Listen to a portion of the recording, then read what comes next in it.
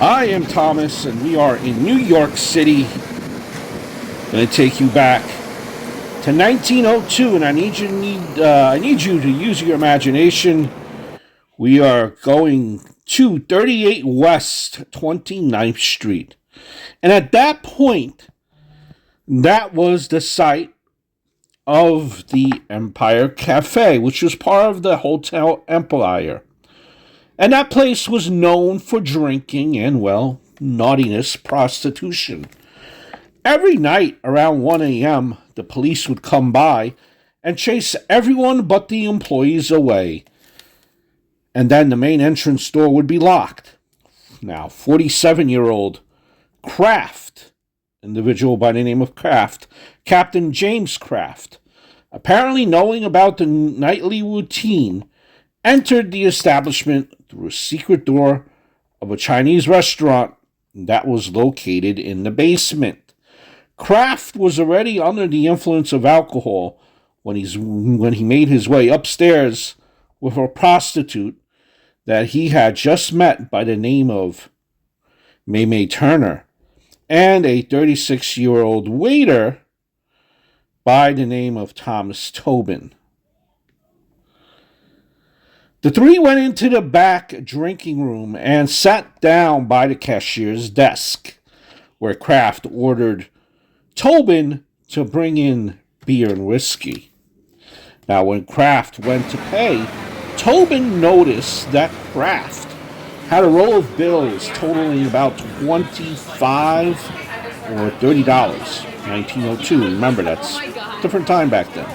What Kraft didn't know was that Tobin was an ex-convict who had spent 19 years of his life in prison for robbery.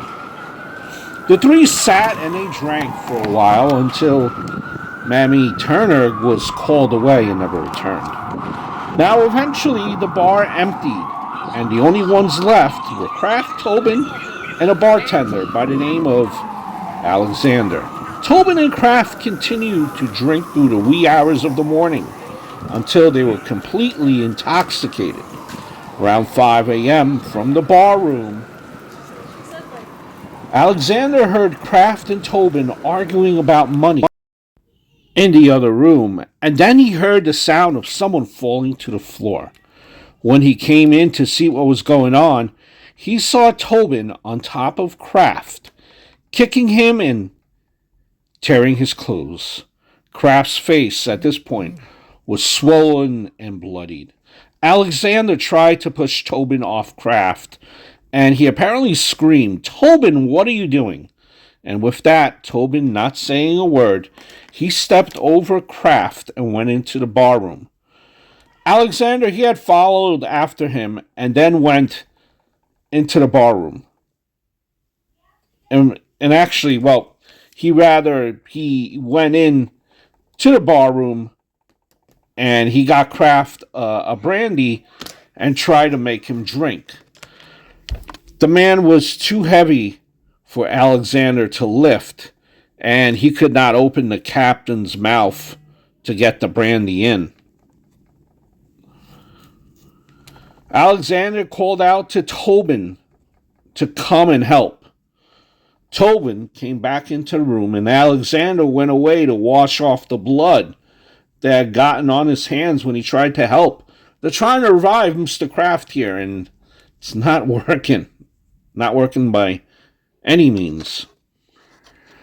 When he returned, Tobin had taken Kraft by his feet and dragged him down the stairs to the basement.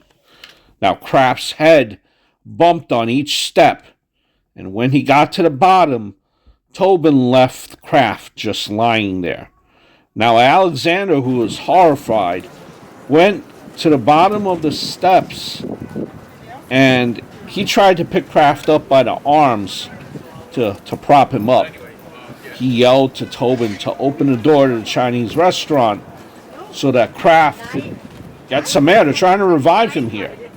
Tobin went into the restaurant while Alexander raced back up to get more brandy and a towel for the blood. Now, Kraft seemed to have been bleeding from his ears.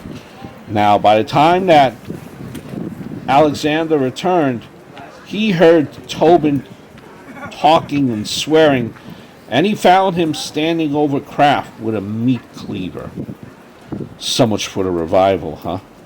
For God's sakes, what are you doing? Alexander would say, and he tried to push Tobin away. But Tobin pushed him back, told him to mind his own business. Now, Alexander stood there in utter disbelief when he saw that Kraft's head was nearly chopped off. Tobin then ordered Alexander to take off his shirt because it was covered in blood. This is, back then, how the building looked like, where all this happened to Mr. James Kraft over money that Mr. Kraft might have or might not have had. Who knew? Fearful that Tobin would come after him with the cleaver, Alexander, he would do as he was told, and soon his shirt was off. Alexander pushed Tobin, shirt and all, and ran upstairs. He wants no part of this. Alexander, who was in a state of shock, put on his cloak, hat, took a drink, picked up a bottle, which he could use to defend himself if need be. He then crept back down the stairs, and to his horror, he saw Tobin holding Kraft's head, which had been completely severed from the body. Now, as Tobin walked toward the furnace with the head in his hands, Alexander, at this point, he had ran upstairs and out the door. Now, as he made his way out the door, Alexander was horrified by what he'd seen. He called a cab, went straight to the police station, where he informed them of the murder that had taken place. The murder of Captain James Kraft. Meanwhile, upstairs in the hotel, the guests were complaining of a foul smell. Little did they know it was burning human flesh, smoldering in the furnace below. When the police had arrived, they had found Kraft's body. There you see an illustration. Kraft's body completely naked and decapitated under a pile of rubbish. A trail of blood from Kraft's body to the furnace was found on the floor, as well as a 2-foot pool of blood in front of the furnace door. As the police peered into the furnace, they discovered clothing and the charred head of James Kraft. The draft of the furnace did not work, and the fire was nearly out. Tobin, in a desperate attempt, had tried to make it so that the body cannot be identified. The police immediately began to search for Tobin, who they quickly found covered in blood and hiding in a saloon. That's a bar. Boy, fancy folks. And this is where, all this scene of the crime happened in 1902. So in his pockets, Tobin had the money he stole from Kraft, and nearby the cleaver from the Chinese restaurant was found. An autopsy on Kraft revealed that all of his organs had been in healthy condition at the time of the murder. It was determined that it took 13 blows for Tobin to sever the head. 13! There was a fracture of the head, but the physician did not believe that the fracture is what killed Kraft. He had believed that the sea captain was still alive, his heart beating, when he was beheaded. Kraft was the first person who Tobin had murdered. His previous conviction was for grand larceny. In October of 1898, Tobin was transferred from the state prison to the Mattawan State Hospital for the criminally insane, where he was apparently treated and deemed cured.